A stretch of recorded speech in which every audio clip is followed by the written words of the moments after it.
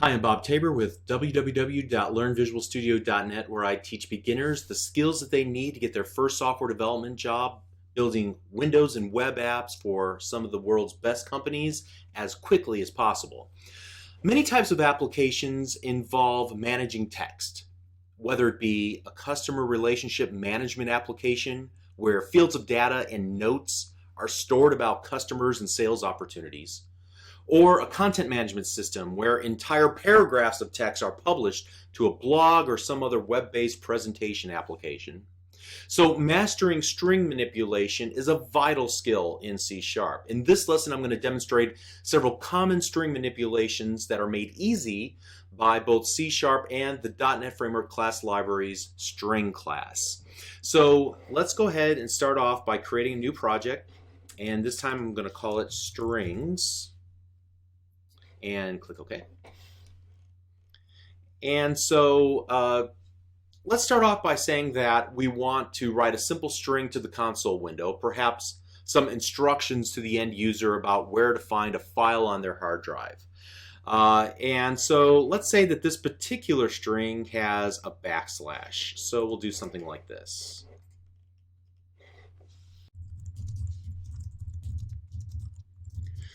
To your C drive, and then just the console.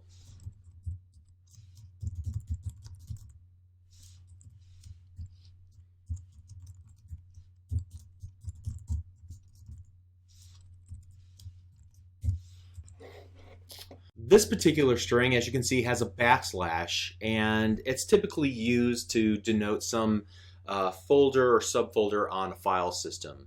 And curiously, as you can see here, it has a little red squiggly line next to that backslash.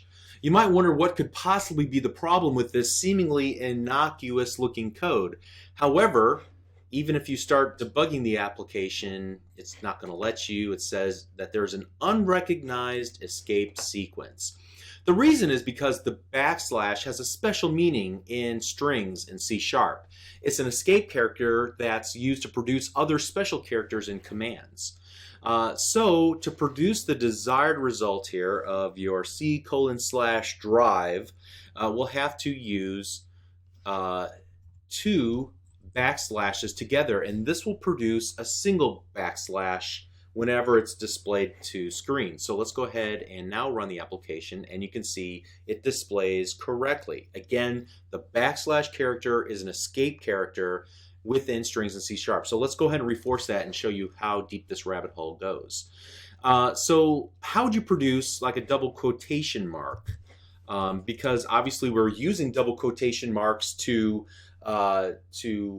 surround and create a literal string. But what if you wanted to embed a double quotation mark inside of a literal string? So let's do this next code example here.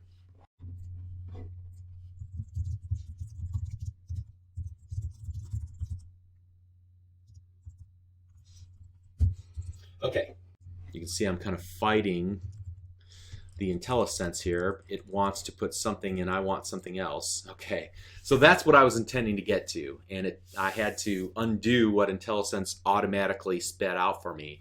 But here again, I'm trying to use double quotation marks inside of a literal string, and I'm not having a whole lot of luck. You can see that the words so-called are in black, and they're not considered to be part of the literal string, and I've got errors all over the place.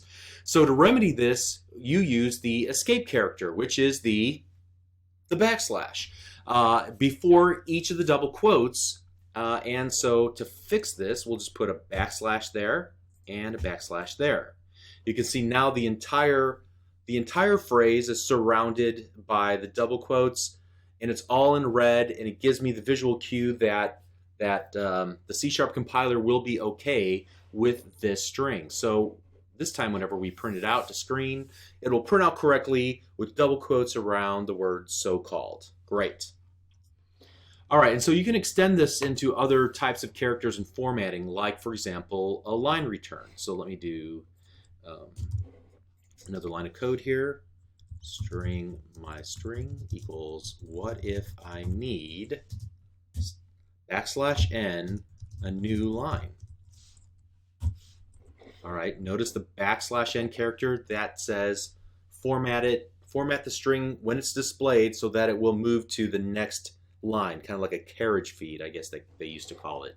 Let's go ahead and start, and you can see we get the desired output. Awesome.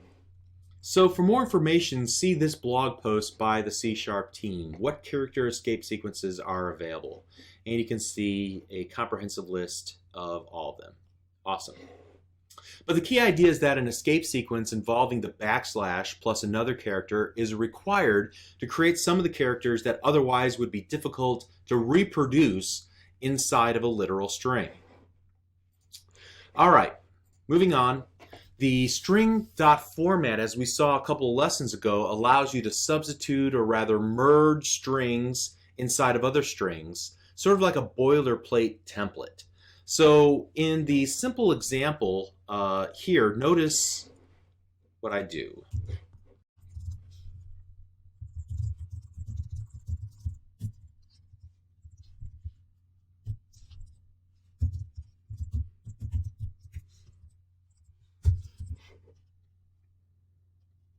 So notice the curly braces with the 0 between them. This sequence of characters tells the string.format method to substitute this second parameter, bonsai, in place of this replacement sequence of characters, okay? And we've seen this before with console.writeLine. That's because console.writeLine also has this same functionality, the format functionality built into it. All right, so let's go ahead and run the application and you'll see bonsai. Awesome. It's a simple substitution. But let's move on to a slightly more complicated example that shows how to substitute two values into a string. So let's comment this out. And string, my string, equals string.format.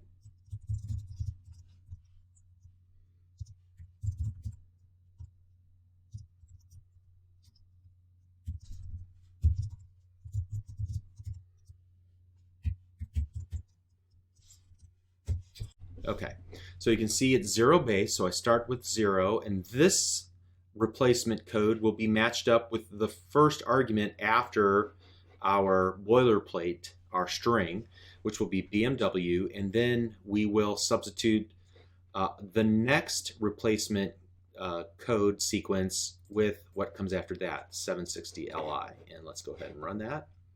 And we see our desired output. Awesome. But string.format can do more than just simply replace characters. For example, we can use it to format numbers in the various ways that we use numbers all around us, like telephone numbers, zip codes, money, dates, and so forth. So let's give you a quick example of that.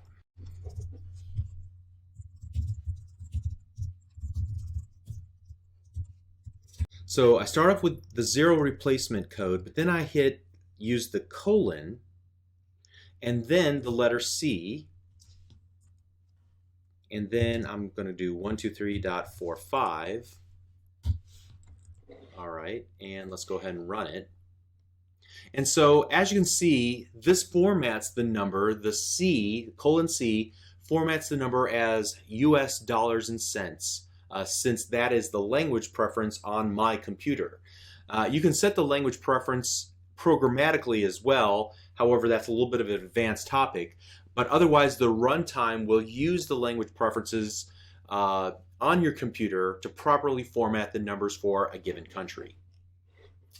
Formatting a number with commas and decimal points can be achieved using a similar type of syntax. So let's do this. My string equals string.format, and then we'll go 0 and then colon n,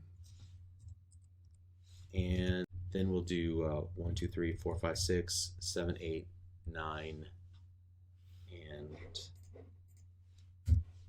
that. All right, and so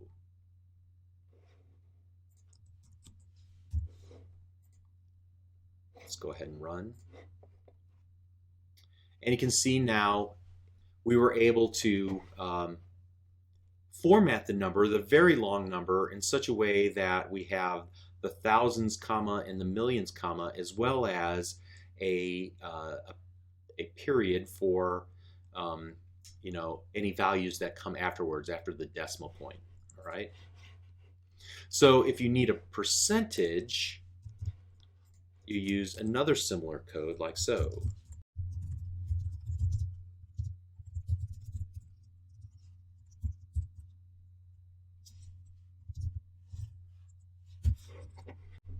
All right, let's go ahead and run it.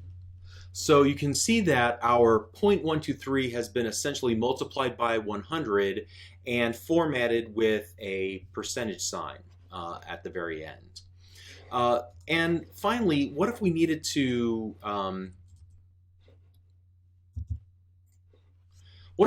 format a series of numbers into a string, such as a phone number or maybe a social security number here in the United States? Well, you can create custom formats using the pound sign to represent the next number in the sequence.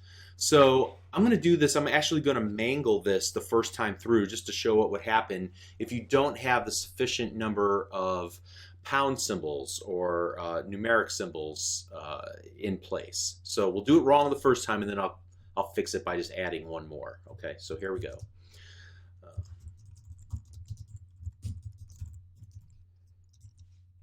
And I'll just say phone number.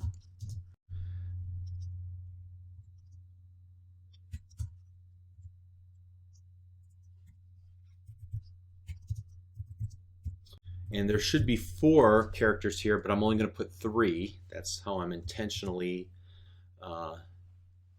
hurting this. Okay. And so then I add 1, 2, 3, 4, 5, 6, 7, 8, 9, 0. And now let's see what the output is. Whoops. It says the string input was not in a correct format. Let's see, what did I do wrong here? Oh, I forgot the ending curly brace. Okay, so let's go ahead and do that one again. Okay, so notice that we have too many numbers, and it begins on the right-hand side and moves towards the left. And so it starts with 0, 9, 8, 7, 6, 5, 4, 3, 2, and because we have one extra value, it puts it here at the very beginning.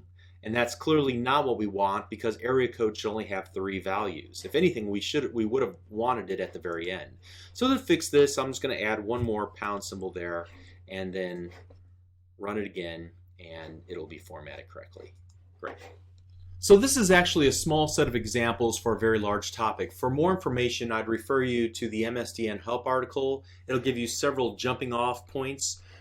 Make sure you look at like this composite format string and some of the other the links on this page to learn more format options for string.format. Okay, moving on. Previously we showed examples of the string concatenation operator using the plus symbol. Okay, the plus symbol we said in the correct context is the string concatenation operator. So take a look at this example that I'm going to build.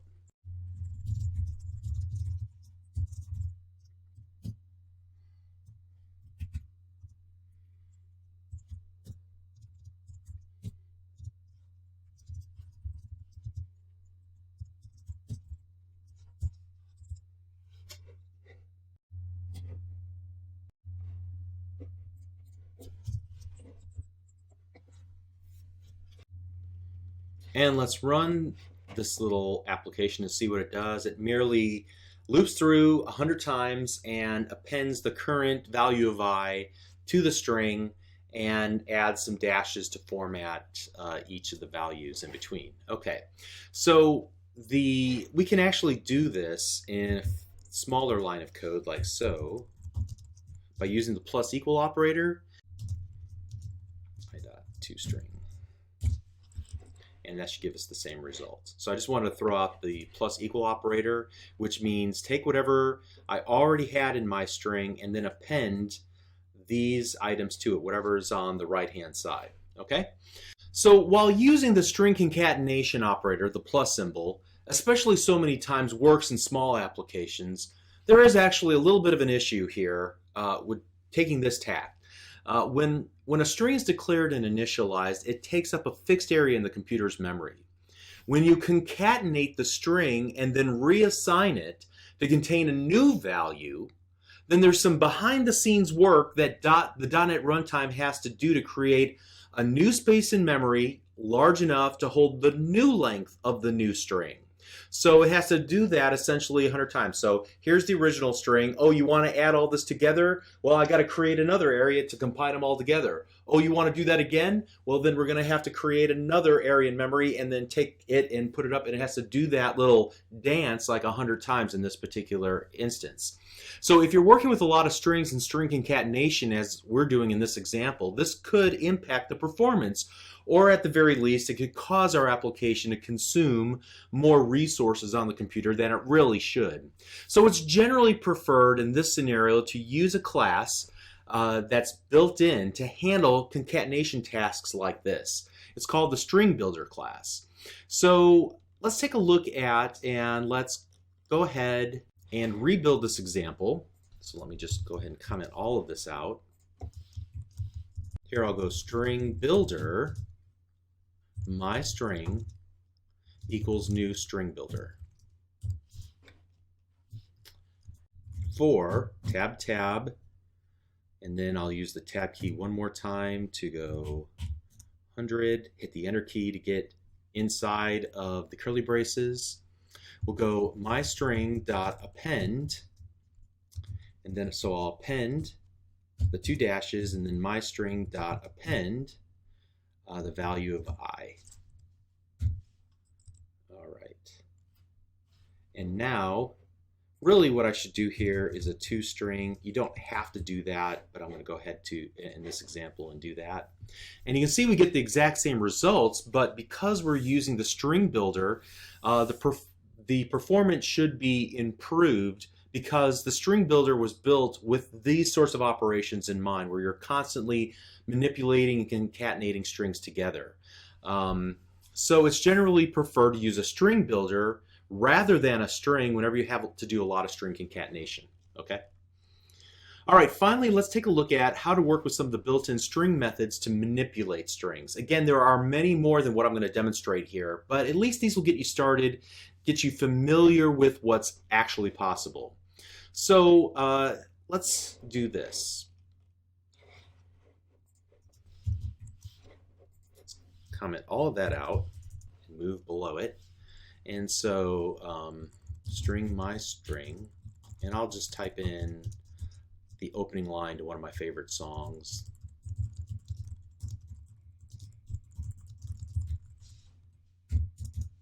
And then I'm going to go my string equals my string dot substring, and then I'm going to give it the start index. So start at position 5 and then substring 14 characters. All right, and then let's go ahead and print my string, and we don't need this anymore. Like so, and let's go ahead and run. So notice what happened here. We were able to use the substring method, and notice that was baked into strings. So it's one of the superpowers of strings. It's just automatically there no matter whether you want to use it or not. Every string has this function, as well as some others we're going to look at, so that we can say start at this position in the string and then return so many characters to me. So in this case, we just took 14 characters out to print out somewhere we took from that longer string. So we can pull from inside of the string, and notice that it's the fifth index is actually the 6th character. It is 0 based, just like arrays are. Okay. All right. So let's do this now. Let's comment this out, and this time I'm going to go my string equals my string dot to upper. What do you suppose this will do? Let's go ahead and run it and see. Notice that it took the entire string and it put it in all uppercase. And so this is particularly useful whenever you're comparing text that a user typed in to text that you're anticipating, and you need to evaluate the two. So did he really type the word yes? And if so, we don't want capitalization to be a problem here. So we capitalize both whatever the user typed in and whatever whatever value we're expecting, and then evaluate the two in an if statement, for example. So it's just making sure that we're comparing apples to apples. All right. One other thing we want to do here. Let's use the replace. Replace. And so what we want to do is replace all empty strings, and we'll replace them with 2 dashes. All right. So now let's run the application. So the replace method allows you to search through an entire string for one or more characters and then replace each instance with one or more characters. So in this example, I'm simply replacing all the blank spaces with double dashes. And I'm doing this for no good reason other than to demonstrate the utility of the replace method. Now, I use this replace method often whenever I'm massaging data from one source and I need to save it into a different target, and I need to change some things. I need to look through and see if there's any special encodings that were in that string, whether it be from a text file, an HTML file, or whatever, and I want to change the values inside of it. So I'll do some searches. I'll remove maybe things that are not useful for the new purpose, but replace allows you to do that. All right, and then let's do this, and this will be my last little trick. I'm actually going to add some characters to the beginning and the end of the string, of the literal string. Okay, and then what I want to do is this: my string equals string.format. We're going to kind of tie a bunch of these things in together all in one example.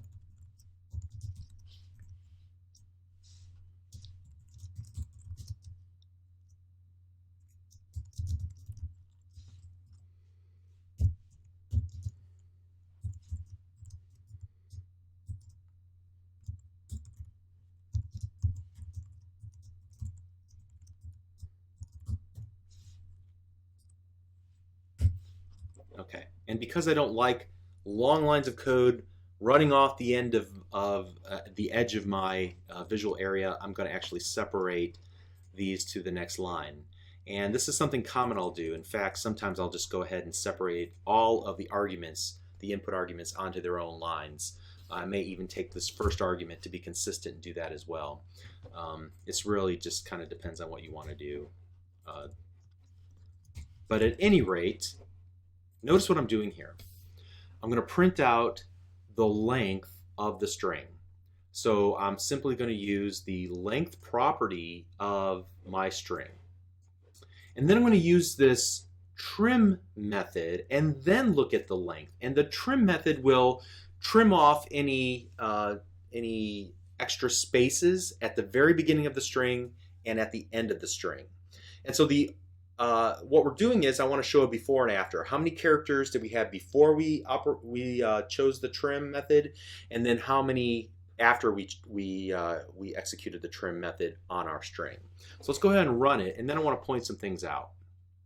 Okay, so we eliminated 3 extra characters, 1 before the string and then 2 at the very end of the string. We trimmed them off and we got 43 characters instead of the original 46. Okay, and so one of the things that I want to point out here is notice the syntax, how I'm able to call the trim method. Now, because the trim method actually will return back a string, you can see that string.trim. It removes all the leading and trailing white space characters from the current system.string object. And it'll return back to you the string without those leading and trailing white space characters. Since it returns a string, I can chain it together with the next property of a string, which is length. And so I can use this chaining, and I will do this throughout the remainder of the series. I can chain these commands together in order to be very expressive and do things more compactly in a single line of code, where it may have taken several lines of code and some manipulation of copying this, copying that to a new variable, and now putting it to screen. Okay, I'm just doing it all in one shot here. So don't let that throw you. As long as the method that we're calling returns the same value or some data type, that we can still operate on it by chaining the next method or wherever the case might be together. We'll see it again. Don't worry if you don't get it in this first pass. Just wanted you to see this for the first time. Let's see it in action. I think we already did this, right? Okay, yeah, we did. Great. Okay, so as I said earlier, these are but a smattering of all possible string manipulations. However, this short list that we've gone through should serve you well. I would encourage you, before you go off and start writing a lot of lines of code, working with strings, manipulating strings, to take a few moments and review the methods of the string class. Chances are there's already a method or two that can, at the very least, speed you along your way. I've seen people write some elaborate code to perform some string manipulations when all they needed to do was call a single method on the string class, just because they weren't familiar with what was available. Okay, so we're doing great. We're going to do the same sort of treatment to the date time data type in the very next lesson. We'll see you there. Thank you.